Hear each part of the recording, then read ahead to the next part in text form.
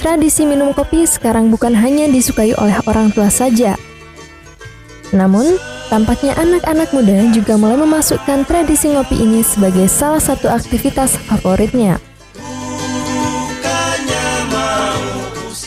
Selain itu, budaya minum kopi masyarakat Indonesia adalah salah satu yang paling unik di dunia. Budaya minum kopi tersebut tidak ditemukan di negara lain kecuali Indonesia. Tak hanya unik, budaya minum kopi di Indonesia sangat beragam. Setiap daerah punya cara unik mengolah dan menyajikan minuman ini. Salah satu hal yang menjadi faktor pendukung kepopuleran budaya ngopi tentu tak dapat dilepaskan dari menjamurnya warung kopi di kota-kota besar. Meski telah menjadi tren, selalu ada orang baru yang ingin mencoba menyeruput kopi. Nah, salah satu daerah yang dalam satu dekade ini akrab dengan budaya ngopi adalah Yogyakarta. Dikenal dengan kota pelajar, Yogyakarta menjadi magnet tersendiri bagi mereka yang ingin menuntut ilmu di kota ini. Alhasil, mereka yang menetap selama beberapa tahun di Jogja pun mau tak mau akan mencicipi nikmatnya ngopi di Jogja. Banyaknya warung kopi yang kini merebak di Yogyakarta, serta penawaran harga yang bersahabat untuk kantong mahasiswa menjadi daya tarik tersendiri. Di samping itu, budaya masyarakat Jogja yang sangat egaliter pun tak lepas dari ramainya tren ngopi.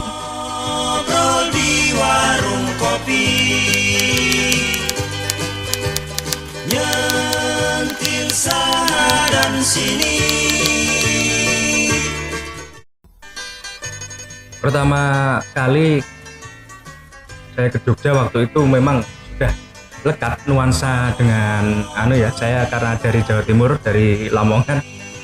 Ketika pertama kali ke Jogja, saya sudah disambut oleh kawan-kawan senior-senior yang sudah ada, terutama kawan-kawan yang sudah lama. Waktu itu saya dibawa ke satu warkop.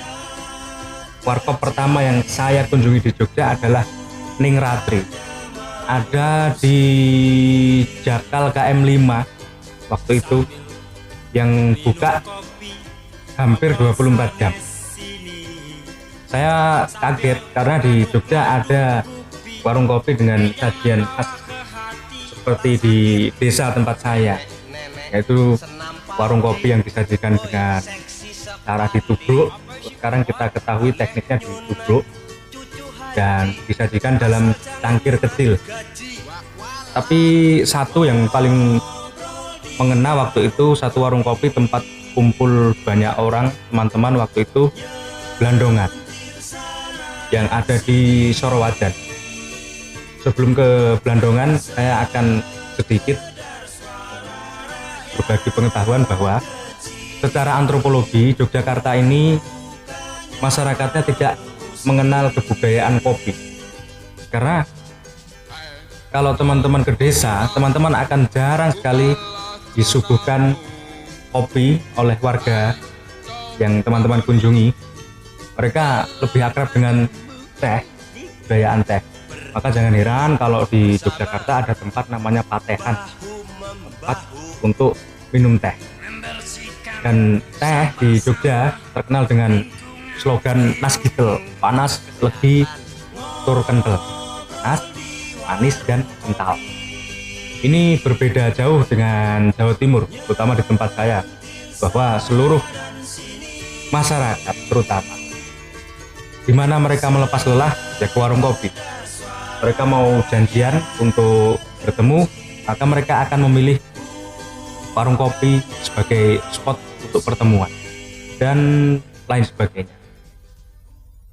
Jogja di masa yang lalu, pertama kali kopi itu menjadi sebuah trademark produk minuman yang digemari masyarakat. Waktu itu ada sang legend yaitu Lekman. Lekman ini orang yang diketahui pertama kali mempopulerkan angkringan. Dari Klaten, dia membawa angkringan untuk ke Jogja, berjualan keliling. Kala itu angkringan masih dipanggul, masih keliling ke sana ke sini. Dan spot yang paling kita kenali saat ini Lekman yaitu ada di Stasiun Tugu, Jogja. cara penyajian kopinya unik. Jadi kopi dengan gelas dituang dengan air panas, yaitu ditubruk juga tetap. Akan tetapi kemudian dimasukkan arang membara ke dalam kopi tersebut, sehingga menimbulkan bunyi yang secara onomatop kita dengar jos, sehingga disebut kopi jos. Itu di tahun 60-an lalu. Stasiun Tugu tidak seramai sekarang ini, belum mungkin remang. Nah, ini kopi yang dikenali trademark Likman ini pun tidak menjadi suatu produk kebudayaan yang masif.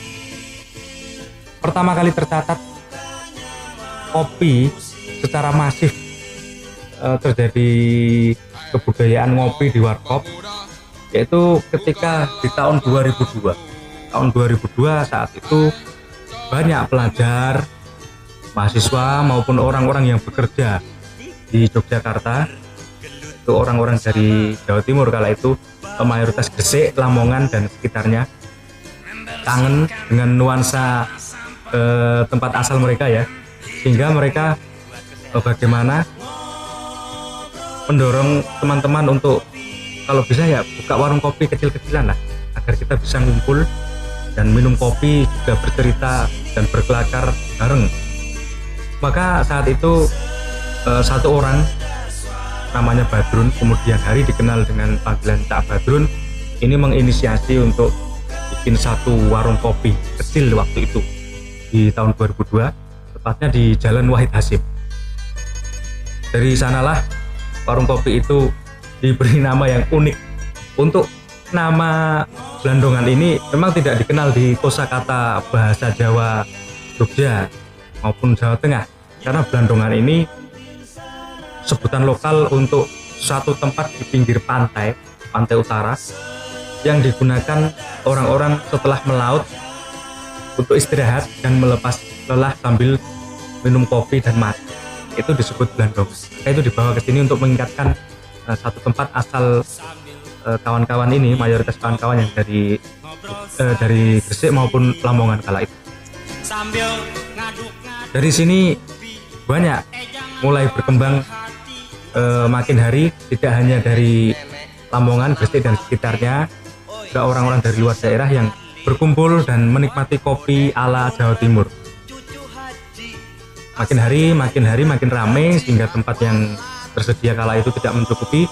Kemudian mulai oleh Cak Badrun dipindahkan kala itu sekitar tahun 2006-an awal, dipindahkan ke Sorowadan di depan SMA UII, selatan rel kereta waktu.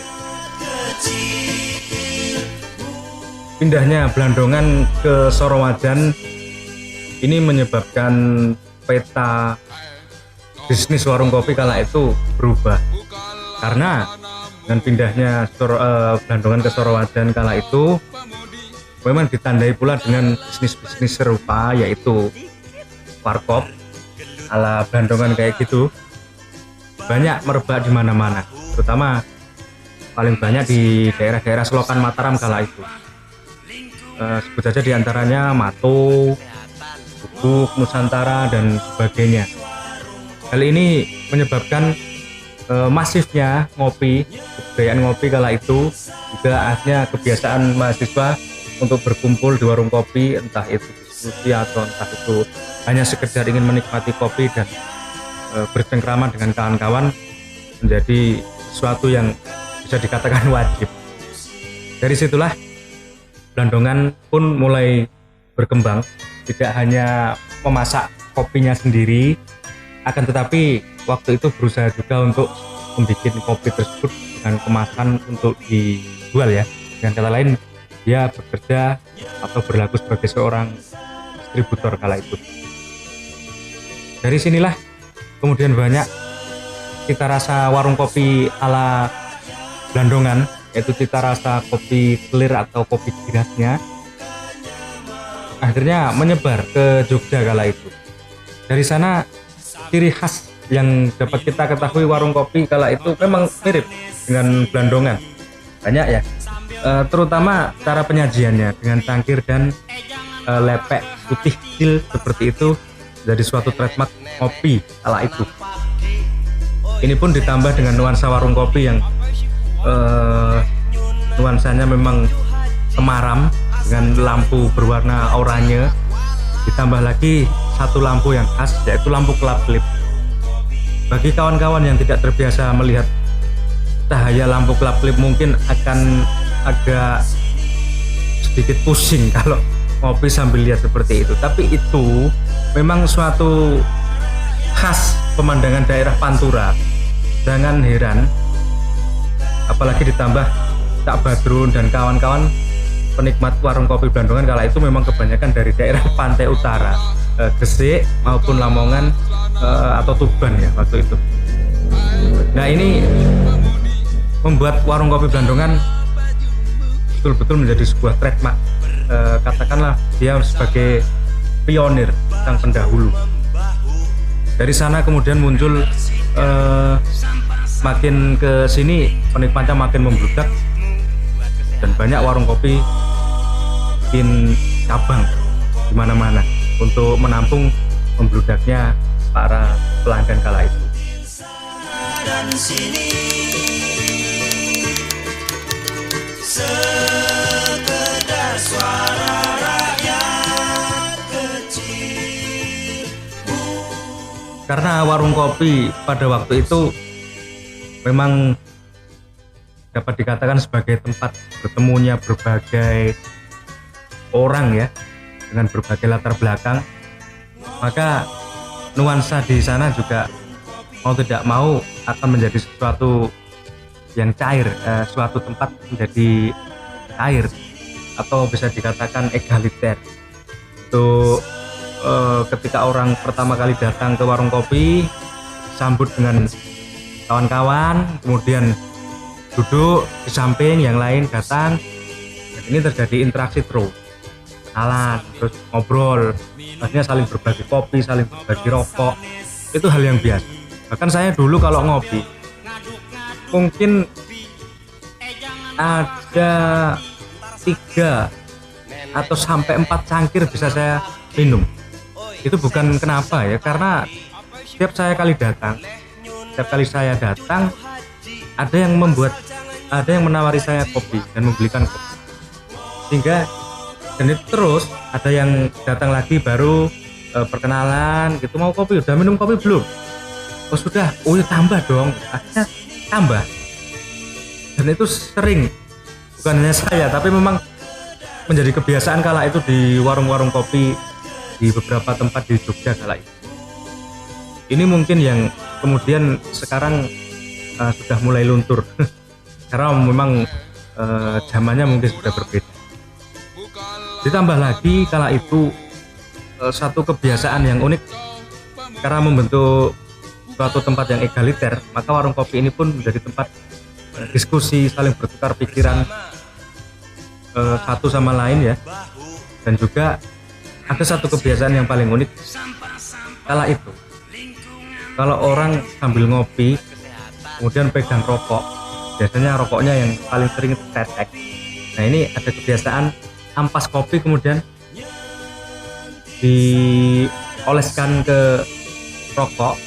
Ada pula yang kalau memang mereka kreatif biasanya dan betul-betul jeli, maka mereka membentuk suatu pola-pola gambar dengan ampas kopi di rokok mereka. Kebiasaan ini kalau di Jawa Timur di tempat saya itu disebut nyete. Jadi sambil mengisi waktu luang atau untuk menambahkan cita rasa kopi di rokok mereka, maka mereka mengoleskannya. Dan bagi mereka yang mempunyai bakat, sebut saja bakat, atau memang punya kebiasaan untuk menggambar, mereka menggambar dengan ampas kopi di rokok mereka. Ini kalau dinyalakan kemudian memang menimbulkan suatu sensasi cita rasa, sensasi ya, bau dan rasa kopi ikut dalam setiap sedotan warung kopi, sedotan rokoknya tadi. Mungkin ini sudah jarang lagi kita temui. Dulu bahkan sempat menjadi tren di Jogja untuk bikin lomba nyete dengan lomba membuat suatu pola-pola bentuk-bentuk gambar di rokok itu, ada yang dengan ada motif batik, ada yang dengan gambar-gambar kontemporer dan lain sebagainya. Hadiahnya cukup besar kala itu. Itu pun sekarang sudah nggak ada seperti itu. Karena kebiasaan warung kopi hari ini juga mengalami perubahan yang besar ya, seiring perubahan sosial yang terjadi di Yogyakarta. Sehingga paling gampang kita tandai bahwa semakin sedikit ampas kopi, maka kebiasaan nyete ini akan nggak ada atau hilang. Kau pemudi, bukalah bajumu, bergelut bersama, bahu membahu, membersihkan. Untuk fenomena di kota ini, kota Jogja, kita ambil satu contoh perubahan sosial, terutama para penikmat kopi ini mengalami satu gejala yang masif, yaitu saya ingat di tahun 2012 itu mulai terjadi perubahan sosial yang masif.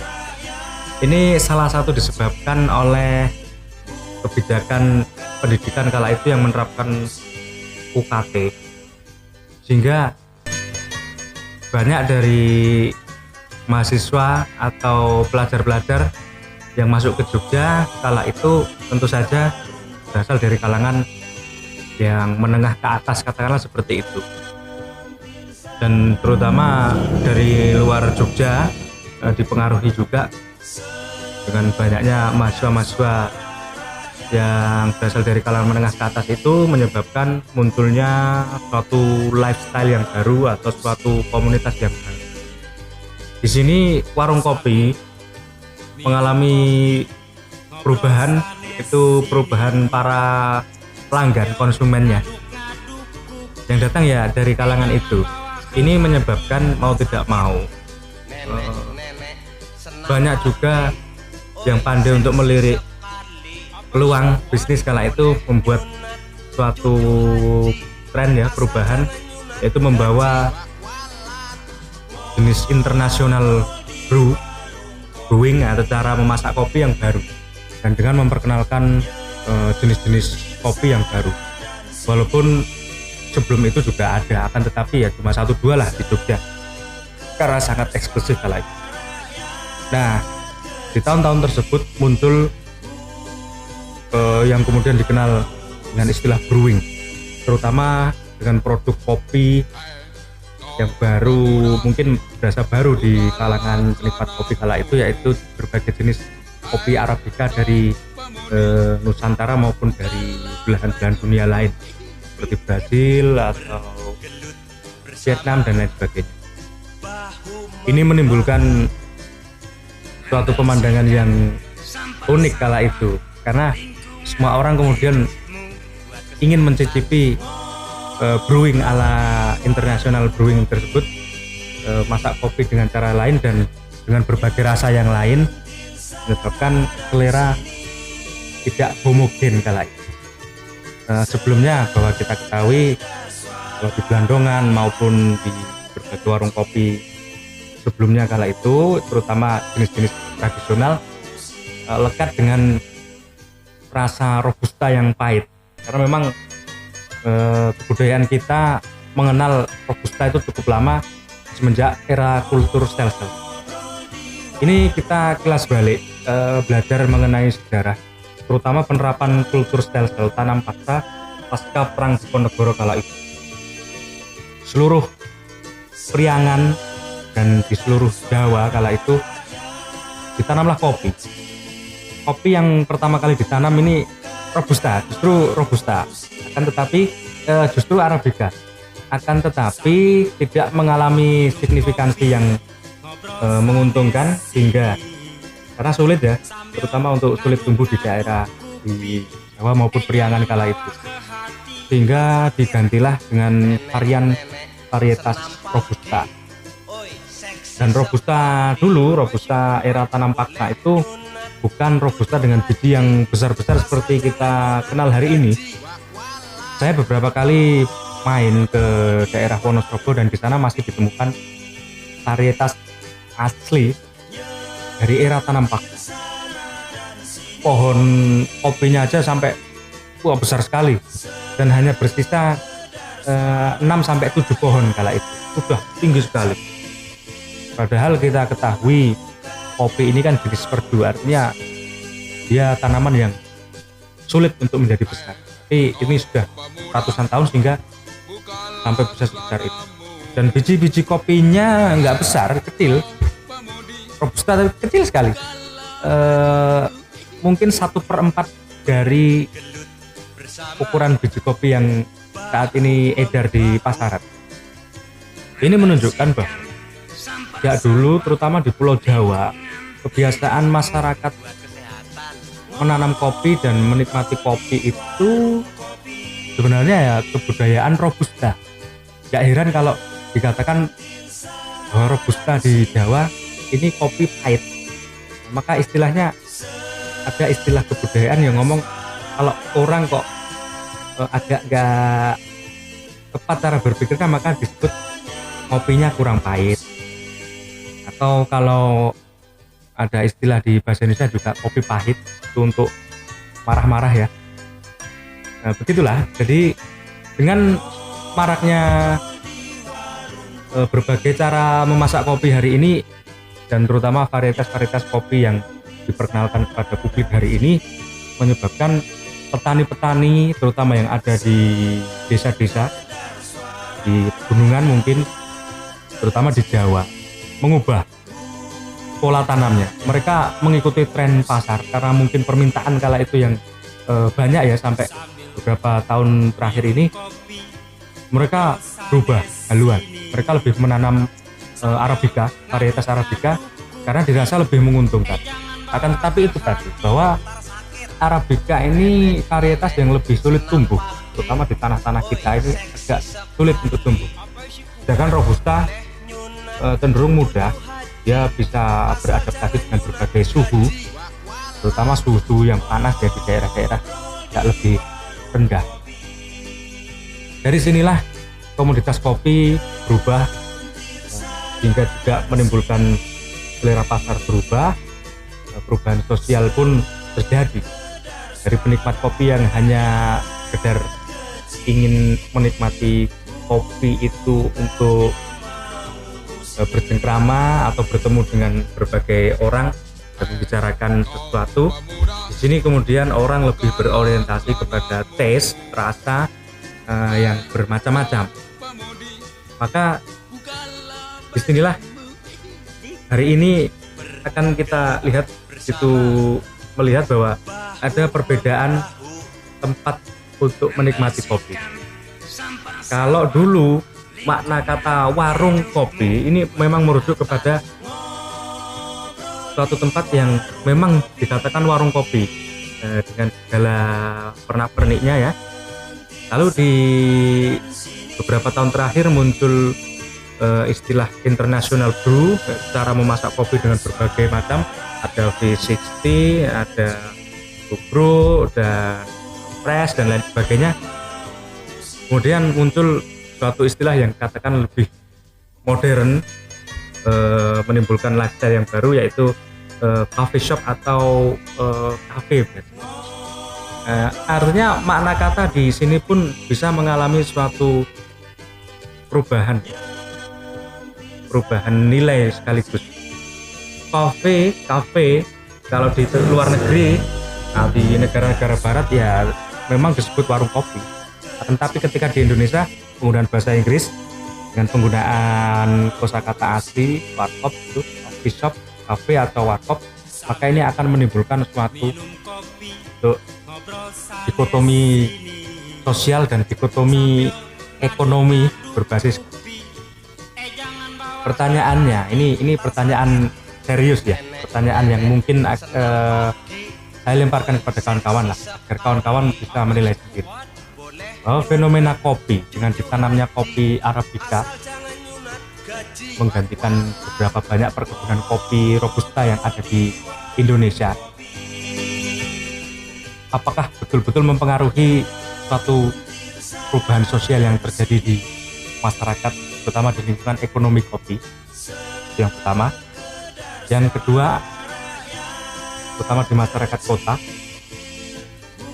apakah nilai perubahan sosial ini berawal dari selera pasar itu sendiri, ataukah memang berasal dari masuknya berbagai macam pendiktean sosial kopi. Bergelut bersama, bahu membahu, membersihkan sampah-sampah